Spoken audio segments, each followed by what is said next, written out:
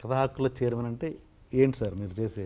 ఒక కథ మీరు కొన్నారు, ఏ అనే వ్యక్తి కొన్నాడు కథ, బి అనేవాడు దొంగలించాడు, లేకపోతే బి అనేవాడు ఏ అనేవాడి కంటే కూడా ముందు ఏ అనే వ్యక్తి ఒక సినిమా రైట్స్ కొన్నాడు, బి అనే వ్యక్తి అతను ఎప్పుడూ రిజిస్టర్ చేస్తున్నాడు. అయ్యా మీరు పలానా రైట్స్ ఏదైనా కొన్నారేమో కానీ నా దగ్గర రైట్స్ ఉన్నాయంటే ఎవరికి ప్రాముఖ్యత ఇస్తాం?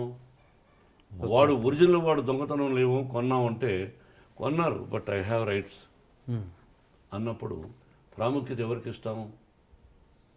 ఒరిజినల్ వాడు తీసినప్పుడు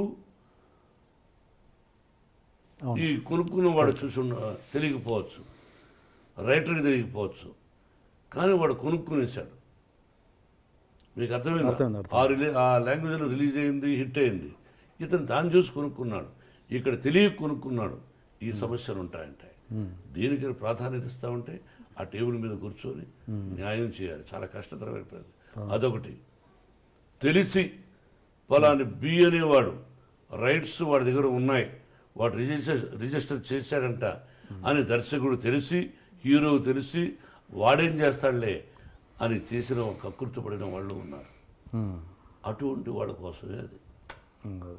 మీరు ఈ బాధ్యత తీసుకున్నాక అలాంటి కేసు ఏమైనా తగిలిందా? ఇప్పటివరకు రాలా, వస్తే తోలు తీస్తానని అదొక పెద్ద సంచలనం అవుతుందనేది.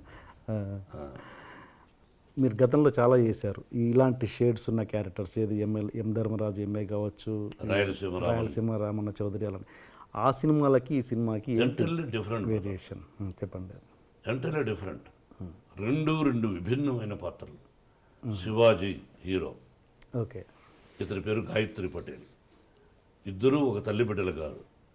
వీడి మీద ఎందుకు పగ? రొటీన్ పిక్చర్స్లో ఉండే పగ కాదు. ఓకే. ఈ యంగ్ శివాజీకి కూతురు, ఈ శివాజీకి ఒక కూతురు ఉంటుంది. ఈ యంగ్ శివాజీ పాత్ర విష్ణుబాబు, శ్రేయ చేశారు. ఫెంటాస్టిక్. ఒక ప్రేమ అన్నదానికి విలువ చెప్పారు. ఒక ప్రేమించినప్పుడు ఆ ప్రేమకి ఎంతో విలువ ఉంది. అమ్మ, నాన్న, తల్లిదండ్రి, అన్నదమ్ములు, అక్కాచెల్లెలు, భార్యాభర్తలు, స్నేహితులు, ఆ ప్రేమ ఎంత విలువిస్తామో అటువంటి ప్రేమతో కూడినటువంటి యంగ్ శివాజీగా విష్ణు, అతని వైఫ్గా శ్రీయ అద్భుతంగా చేశారు. ఫ్లాష్ బ్యాక్లో అది ఒకటి ఇంపార్టెంట్. అది ఏమాత్రం అది తప్పు జరిగిన పిక్చర్ డమాల్. కానీ నాకు మించి అద్భుతంగా చేశాడు ఆ సీన్స్లో యంగ్ శివాజీగా. నన్నే వేయమన్నారు దర్శకులు. వద్దు, నేను ఆల్రెడీ గాయత్రి వేస్తున్నా, మళ్ళీ అన్నీ చేయడం ఎందుకని విష్ణుతో యాక్ట్ చేయించాం. ఈ did good performance, extraordinary justice. ఇద్దరు. మనోజ్ ఏమన్నా ఫీల్ అయ్యాడా ఈ క్యారెక్టర్ని? అట్లా ఫీల్ అవ్వడు. అన్నదమ్ముల మధ్య మీరు చిచ్చు పెట్టుకుని క్యారెక్టర్ ఒక నటుడు పనికిరాడు ఆ క్యారెక్టర్. ఓకే, అది చెప్పండి. ఓకే అండి. అండ్ మ్యూజిక్ విషయానికి వస్తే తమన్ చాలా మంచి మ్యూజిక్ ఇచ్చాడు, సాంగ్స్ చాలా బాగున్నాయి. ఈరోజే విన్నాను నేను ఆ పాటలు. ఏంటి తమన్ గురించి చెప్పండి. బ్రదర్, నా దర్శకుడు చాలా గొప్పవాడు, ట్రబుల్ లేదు. రైటర్ రతనబాబు, ట్రబుల్ లేదు. డైరెక్టర్ ఆఫ్ ఫోటోగ్రాఫర్, ట్రబుల్ లేదు. అండ్ ఫైట్ డైరెక్టర్ లేదు. స్టంట్ డైరెక్టర్ రతనబాబు, అది స్టంట్ డైరెక్టరు కనల్ కన్ను, స్టంట్ డైరెక్టర్ కనల్ కన్నను ట్రబుల్ లేదు. ఎడిటర్ వర్మ ట్రబుల్ లేదు. పనిచేసినటువంటి స్టాఫ్ ట్రబుల్ లేదు. తోటి నటినట్లు ఈ సినిమాలో పనిచేసిన ట్రబుల్ లేదు. మ్యూజిక్ అద్భుతంగా ఇచ్చాడు. నేను కూర్చొని చేయించుకుంటూ ఉంటాను. కానీ is a trouble some fellow. ఎట్లా అండి? దాదాపు నేను అతని ద్వారా 1.5 2 మాసాలు నష్టం కలిగింది. అయినా మళ్ళీ పిక్చర్కు ట్రబుల్ చేయకుండా ఉంటే అతను పెట్టుకునే అవకాశం రావచ్చు. అది అతని చేతుల్లో ఉంది. నేను టెక్నీషియన్స్ ప్రేమిస్తాను, గౌరవిస్తాను. ట్రబుల్ని మాత్రం భరించలేను. నా భార్యాబిడ్డలు ట్రబుల్ ఇచ్చినా నా శరీరం ఒప్పుకోదు. Trouble some fellow. బట్ ఓవరాల్గా మ్యూజిక్ ఇచ్చాడు బాగా, అందుకని ఆ కోపం పోయింది. ఓకే. అంటే మీలాంటి నటుని దగ్గరే అలా చేశారంటే అంటే ఏంటి ప్రాబ్లం? నాకు అర్థం కాలేదు. అతను మామూలుగా అతను క్యారెక్టర్ అయి ఉండొచ్చుగా. ఓకే, సరే సార్. మీరు మామూలుగా జేసుదాస్ గారితో ప్రతి సినిమాలో పాట పాడిస్తారు. ఈ సినిమాలో కూడా ప్రయత్నం చేశాను. అదే వాయిస్ లాంటిది ఇంకో పాడారు. మనోజ్ కాదు, వేరే. బట్ ఆయన కోసం ట్రై చేశాను. ఆయన లండన్లో ఉండిపోయారు. బట్ మీరు చూస్తే జేసుదాస్ గారిని పాడేటట్టు అదే అనుకున్నాను. నాకు ఇష్టం అతను. బాలసుబ్రహ్మణ్యం ఇష్టం, నాకు మను అన్న ఇష్టం. మనోడు మంచి గాయకులు ఉన్నారు. అండ్ ఇంకోటి సార్, మోహన్ బాబు గారి ఫ్యాన్స్ నాకు తెలిసి మీ సక్సెస్లో, అంటే సక్సెస్ అంటే మీరు సక్సెస్ ఇచ్చేప్పటి వరకు యూత్ వాళ్ళు అప్పటి వరకు చూస్తూ ఉన్నారు. ఇప్పుడు వాళ్ళు పెద్దవాళ్ళు అయిపోయారు, వాళ్ళకి పిల్లలు ఉన్నారు, ఆ ఫ్యాన్స్ ఏజ్ కూడా పెరిగిపోయింది. ఇప్పుడున్న యూత్, ఏ అర్జున్ రెడ్డి లాంటి సినిమాలు చూసే యూత్ మీ సినిమాలకు ఎందుకు రావాలి, ఏం ఆశించి రావాలి? ఇంకొక హీరోయిన్ గురించి నేను మాట్లాడను, కొన్ని ఉచ్చరించాను. ఒకరి సినిమాలు నాకు అనవసరం. యంగర్ జనరేషన్కి నేను చెప్పదలుచుకున్నది ఏంటంటే, వాళ్ళు కూడా ఏజ్ అవుతుంది. యంగర్ జనరేషన్కి ఒక ప్రియురాలు ఒక అమ్మాయిని ప్రేమిస్తే ఆ అమ్మాయిని వీడిని ఎలా మార్చింది, వీడిలో మంచి ఏంటి చెడ్డేంటి. యంగ్ శివాజీ అంటే విష్ణువర్ధన్ బాబు, అతనిలో ఉన్న చెడ్డేంటి మంచి ఏమిటి, ఆ అమ్మాయిలో ఉన్న మంచి ఏంటి చెడ్డేంటి, వాళ్ళిద్దరూ ఎలా కలిశారు, ఆ ప్రేమకు నిర్వచనం ఎలా చెప్పారు. ఒక పాట అయితే మీరు ఆల్రెడీ వినుంటారు. పాట వింటూ మీరు ఆ పాటలోకి వెళ్ళిపోయి ఆ క్యారెక్టర్ ఉండేంత వరకు మీరు ఏడవకపోతే నా మాట అసలు గౌరవించుకోండి. మోహన్ బాబు కఠినమైనటువంటి హృదయం కలిగినటువంటి ఆవిడైనా ఆ యంగ్ శివాజీ పాత్ర ప్రారంభం నుంచి ఏమిటి ఎలా ఉంది మోహన్ బాబు గారు యంగ్ శివాజీ అలా అలా అలా అలా అలా అలా అలా చూసి కంటతర పెడతారు. ఓకే, ఒక యంగ్ శివాజీ. ఇది యంగర్ జనరేషన్కి ఉంది.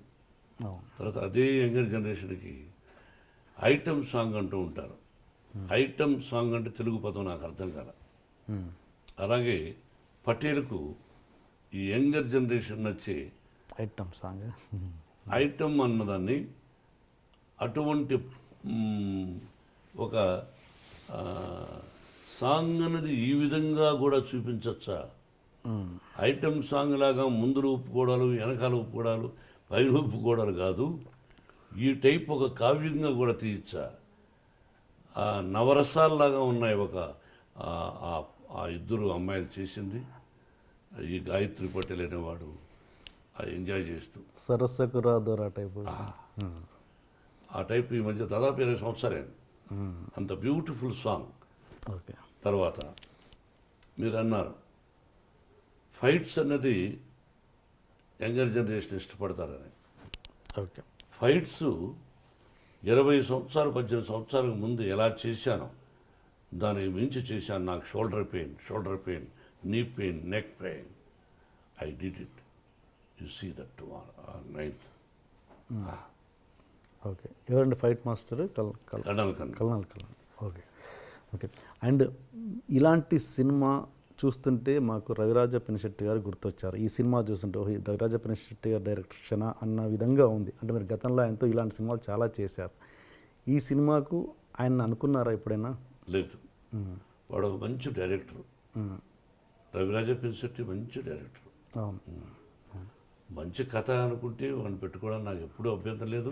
నాతో చేయడానికి అతనికి అభ్యంతరం లేదు. అలాగే బి గోపాల్ కూడా మంచి దర్శకులు. ఓకే.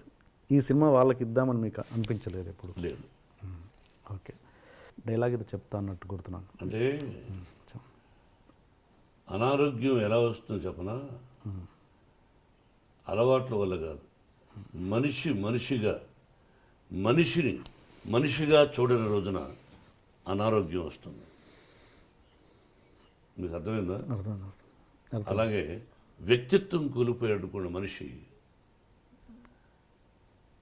వాడు మనిషి కాదు. వ్యక్తిత్వం కోల్పోయినప్పుడు వాడు మనిషే కాదు. మనిషి వ్యక్తిత్వాన్ని కోల్పోకూడదు. తర్వాత సినిమా విజయవంతం వేరు, రాజకీయం వేరు. నేను ఎప్పుడు చెప్తుంటా, కొంతమంది విని ఏంట్రా పాత డైలాగ్ అనుకోవచ్చు. రాజకీయం రాజుల నవనాడుల్లో ప్రవహిస్తూ ఉంటుంది. రాజనీతి పురాణాల్లో పదిలంగా ఉంటుంది అన్నది తాండ్రపాపారాయుడు కృష్ణరాజు గారి పిక్చర్ చెప్పాను నేను. ఎంత మీనింగ్ ఆలోచించుకోండి. Yeah. అలాగే దీనిలో ప్రకృతిని గురించి కూడా రాశాను డైలాగ్. నిప్పు కాల్చేస్తుంది, నీరు ముంచేస్తుంది, గాలి లేపేస్తుంది, ఆకాశం పిడుగు వేస్తుంది, భూమి పాతేసుకుంటుంది. ప్రాణమిచ్చి పంచభూతాలి కళ్ళెర్ర చేస్తే ప్రళయతాండమే వస్తుంది. ఎందుకురా నువ్వు ఇలా బిహేవ్ చేస్తావు అనే డైలాగు ఉంది. Good. ఒక పేద రైతు సంవత్సరానికి 3 పంటలు పండిస్తూ ఉంటాడు. ఆ వ్యవసాయం తప్ప వాడికి ఏమీ తెలియదు ఆ రైతుకు. మాకు 3-4 ఎకరాలు ఉండేది. రైతును నేను రైతు బిడ్డను, ఉపాధ్యాయుడైనప్పటికీ మా నాన్నగారు ఆ పొలం 3 పంటలయ్యా, మాకు ఇంకేమీ తెలియదయ్యా, ఇది రాక్కోవద్దయ్యా అని ఒక రౌడీని ప్రాధేయపడతాడు వాడు. ఒక రైతు వాడు వినడు. అది తెలిసిన శివాజీ వాడికి ఆ విలన్కి ఎలా రిటార్ట్ ఇచ్చాడు, ఆ రైతుని ఎలా కాపాడాడు. ఇటువంటి సంఘటనలు ఉన్నాయి. వాడు అంటాడు, ఏరా పొలిటీషియన్స్, ఏరా పోలీసులు, వాడనే మాట ఆ రౌడీ, మీరు లాక్కుంటేనేమో అఫిషియల్గా లాక్కుంటేనేమో ఏదో ఒక పదం అంటారు, మీరు లాక్కుంటే పోలీసు వాళ్ళు లాక్కుంటే ఒకటి అంటారు, అఫిషియల్గా మీరు రాజకీయ నాయకుల లాక్కుంటారు ఏదో కట్టడాల కోసం అని అంటారు. మరి మేము లాక్కుంటే మాత్రం రౌడీజం అంటారు. ఇది ఎట్లా న్యాయం అని అడుగుతున్నాడు. లాజిక్గా పొలిటీషియన్స్ లాక్కుంటే ఏదో లాజిక్ చెప్తాడు. పొలిటీషియన్ పోలీసు వాళ్ళు లాక్కుంటే వాడొక లాజిక్ చెప్తాడు. వీళ్ళిద్దరిది మంచి అని చెప్తారు. కానీ రౌడీ అనేవాడు లాక్కుంటే ఏమంటారు చెప్పండి? రౌడీజం అంటారు. మరి ఎట్లా చెప్పండి? నేను న్యాయం చెప్పానండి. ధర్మరాజు వస్తాడా, సత్యహరిశ్చంద్రుడు వస్తాడా, లేకపోతే కలియుగంలో శ్రీకృష్ణుడు వస్తాడా, ఎవరు వస్తాడా?